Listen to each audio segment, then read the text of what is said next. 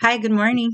Um, Today is the 16th of September, and so it was brought to my attention that yesterday during the screen sharing part, the part about property taxes, like everything came out good, but then when I started going into the driver's licenses and stuff and the exemptions that's in the statutes, um, that part like didn't show up, and that was my fault because I instead of opening a new tab, I opened a new browser and it just totally like messed everything up. So I'm just gonna go over that part again real quick. And if you have any questions or comments, leave it in the comment box, and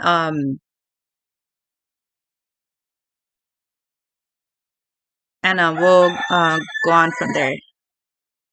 Um, so let's see. Okay, so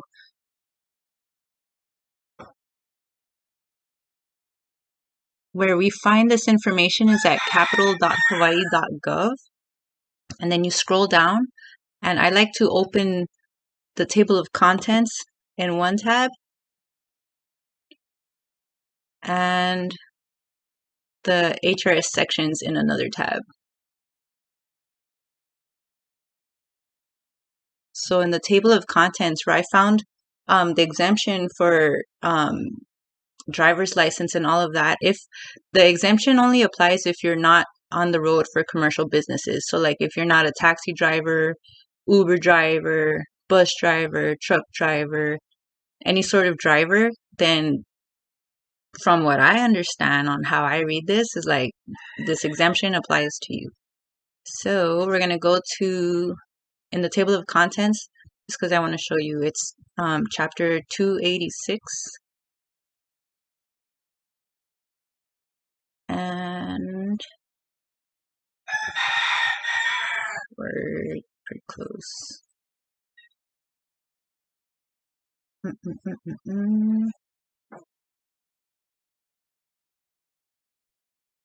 Almost there. 286. 286. Okay. So chapter 286 is highway safety. It's under title 17, motor and other vehicles. Um, so in highway safety, as you can see, it's all about motor vehicles and stuff. Commercial driver licensing, motor vehicle driver licensing.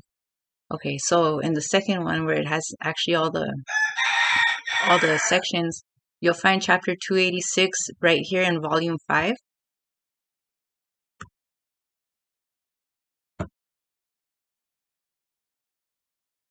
And 286.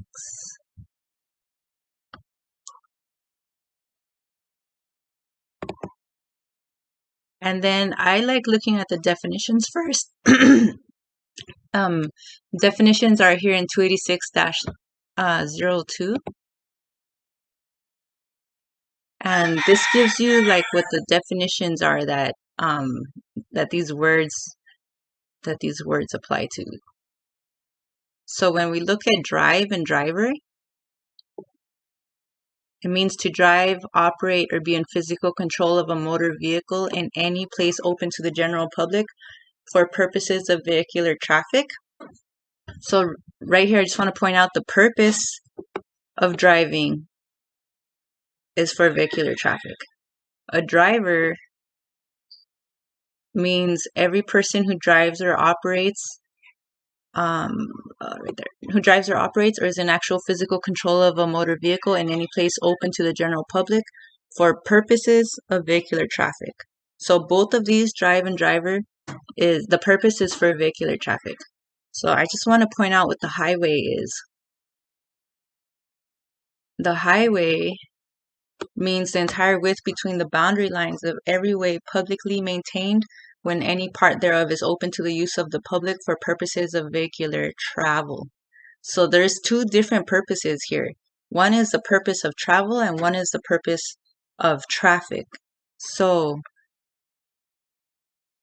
what is traffic?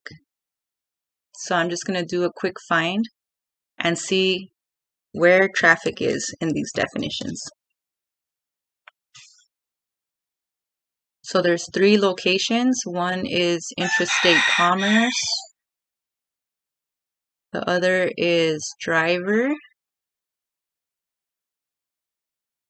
And the other is drive. So it doesn't say traffic on anything that's related to travel. It's only in only in driving. So when I look at this definition of interstate commerce, meaning trade, traffic, or transportation between 2 places in the state that originates and terminates within the state. So when I break this down, intrastate means between 2 places in the state that originates and terminates within the state.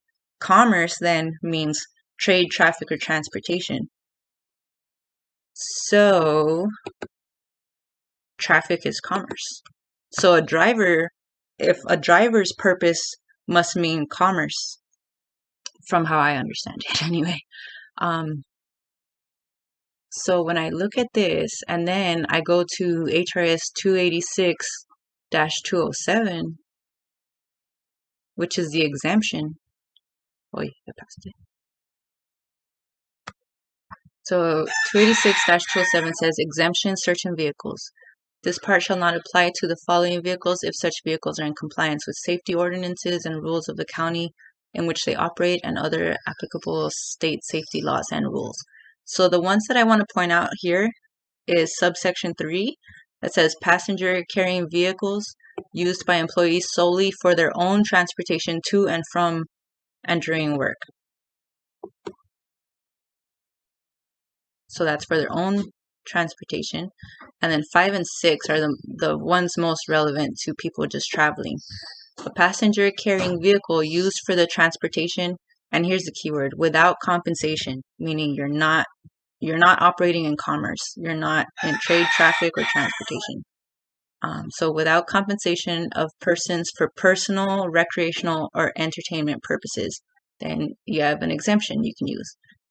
Subsection 6 says a passenger carrying vehicle with a gross vehicle weight of 10,000 pounds or less used solely for the transportation without compensation of the vehicle owner, the vehicle owner's family, or guest. So in relating to what we were talking about yesterday about tax reform, I think this is one of the way most people are taxed that they don't even realize that they don't have to pay this tax of getting all the requirements within Chapter 286 that require driver's license and registration and all that stuff, because here's an exemption. And it says as long as you're, pretty much traveling without compensation, this exemption applies to you. And what I understand from my understanding, that if such vehicles are in compliance with safety ordinances and rules of the county, to me, what that means, you're not endangering anyone. You're not driving recklessly, like swerving across lanes. Your vehicle's not leaking motor oil, or the fuel line's not leaking, on the highway. Then you're exempt, and you shouldn't have to be re-registering every year because you're not operating in commerce. You're not driving. So I just wanted to touch points on that. Oh, actually, I have one more thing that I want to show you.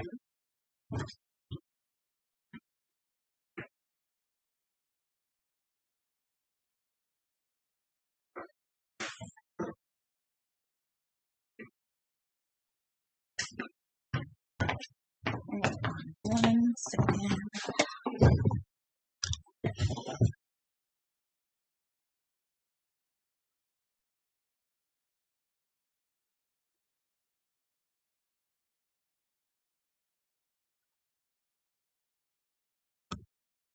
Okay, we're back. So what I just wanted to show you is this is another resource you can use, Black's Law Dictionary. This one's the 5th edition, but if you can get the 4th edition, that one's a better edition. So I just want to point out what the definition of traffic is in law, because when you're in court, these are the definitions that the court has to use. So traffic.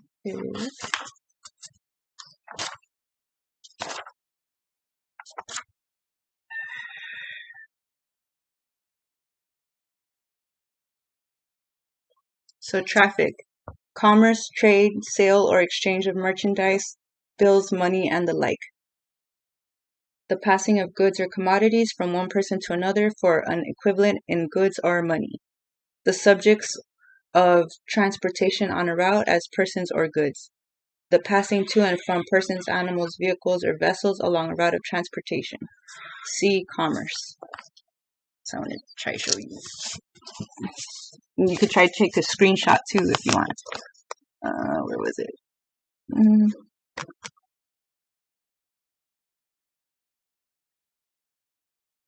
Oh, yeah. Trying to get the glare out for you guys. And this book is heavy. Or maybe I should just scan it in and have it available for you guys to use.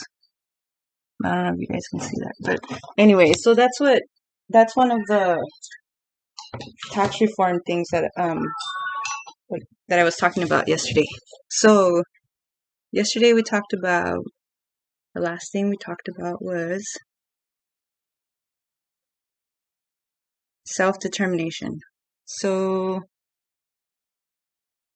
one of the next issue people had brought up was doing something in legislation of land for housing, affordable housing, property taxes, and land titles.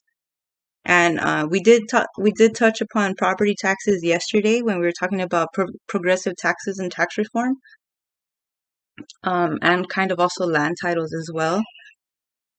So land for housing and affordable housing. So yeah, I think if we can, sorry about that. If we can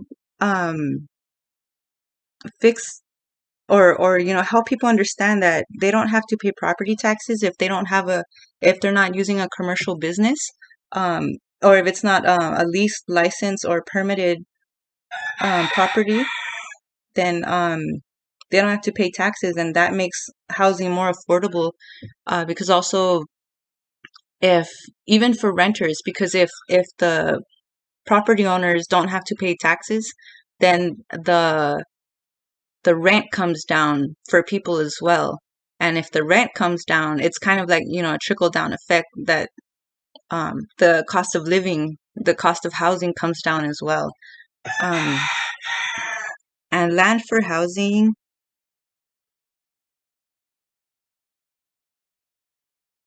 I don't know. That is like it's a very sensitive issue here on the islands, about who really has title for the lands to be selling them for housing. So I think that's one of the issues we definitely need to talk about. But on the property taxes and land titles, yeah, I think the solution's already there in legislation. It's already been legislated, and we just gotta help people understand how to use it and make sure that there's a process for people to be able to use it when they go into um, the county property tax office, that there's a procedure for them to be able to apply that exemption and notify the employees there in the office that they're exempt. So for education, I have some ideas on education. So I was thinking, and this would incorporate retirees, the education system, um, public parks and recreation. And so what my idea was is um, having, and maybe also like childcare. This might also incorporate childcare. Um, excuse me. Is how do I explain it? It's like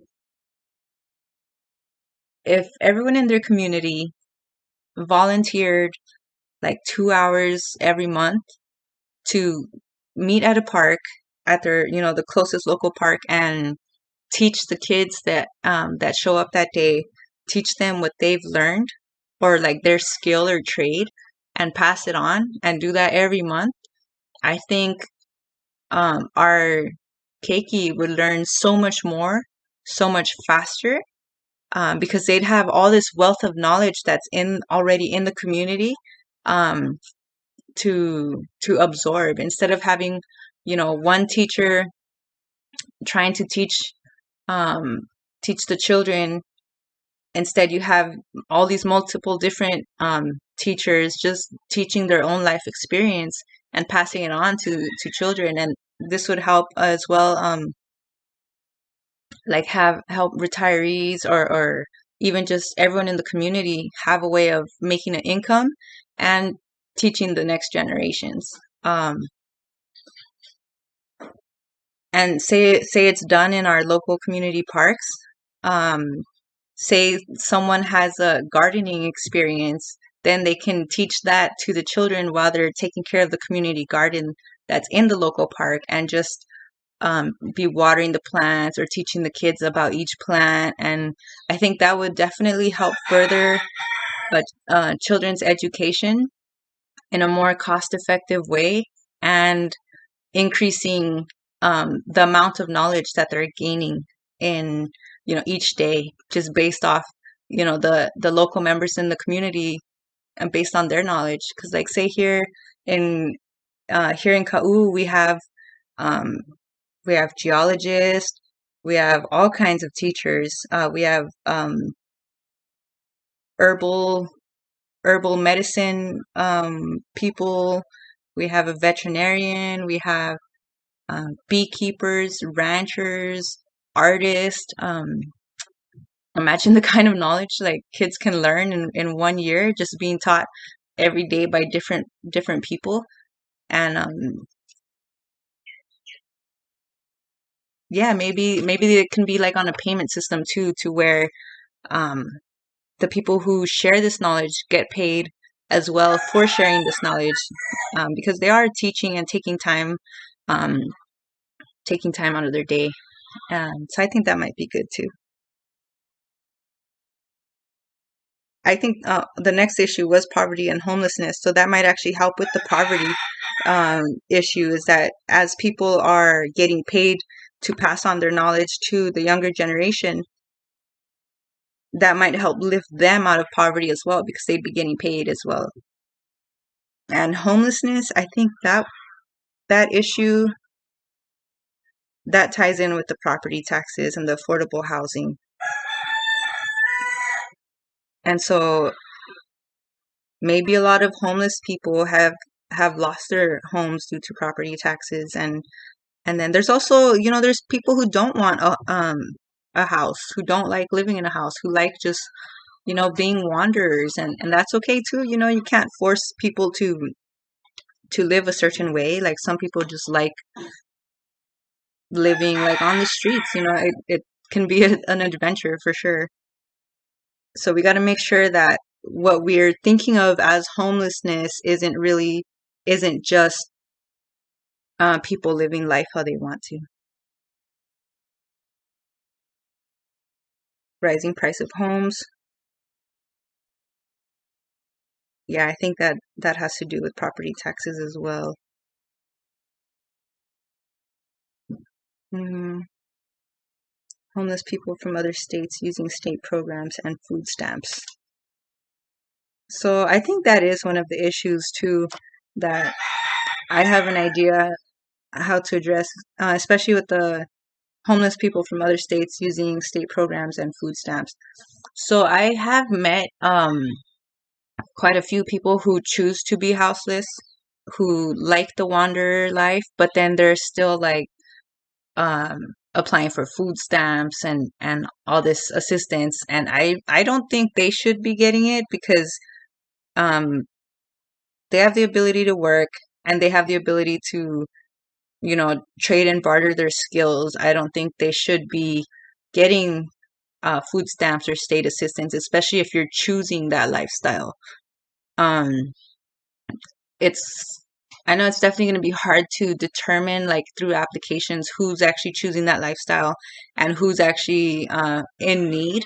So I know that's one of the issues that has been happening in the system already, of how to determine who really needs it and who is just taking advantage.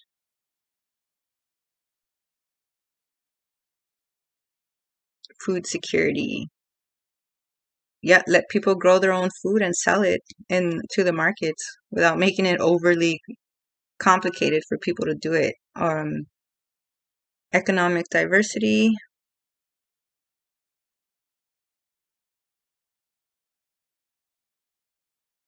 Economic diversity. I think letting people work from home without charging their businesses that are work from home, without charging them taxes or fees because they work from home, would help the economic diversity, because then people and already saving on property taxes and having a place to live, if their businesses don't make as much money as quickly as other businesses, but then they still have a way to devote time to their art or their craft, and that would definitely diversify our economy, I feel like. Um, so I'm not sure if my chat box is popping up. Okay, so I see the chat box on the screen. Let me see if it's registering any comments. I know yesterday it was having some problems as well, registering comments. So I'm just going to check that real quick. So I wanted to see if there was anything going on in the comments, any questions that I could answer. So give me 1 second. Just going to check. Uh,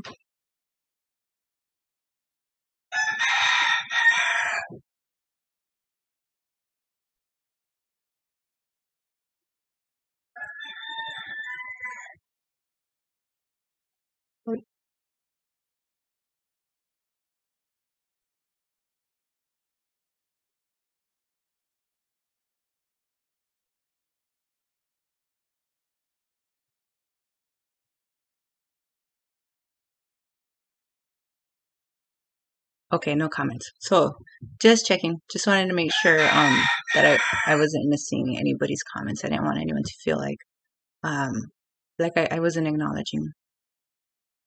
Okay, so let's see. We talked about economic diversity, coastline access, stop landowners from blocking coastal access. So yeah, I think that is a problem here um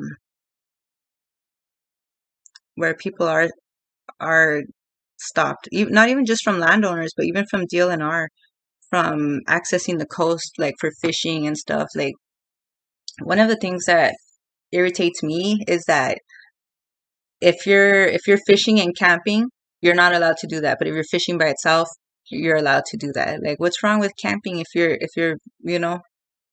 fishing out all night or whatever, you're not allowed to sleep? That's kind of like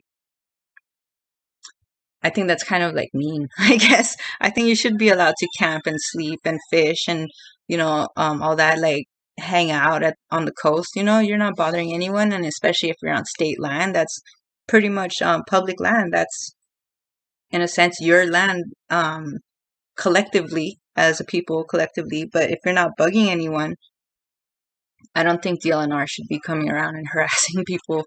Um,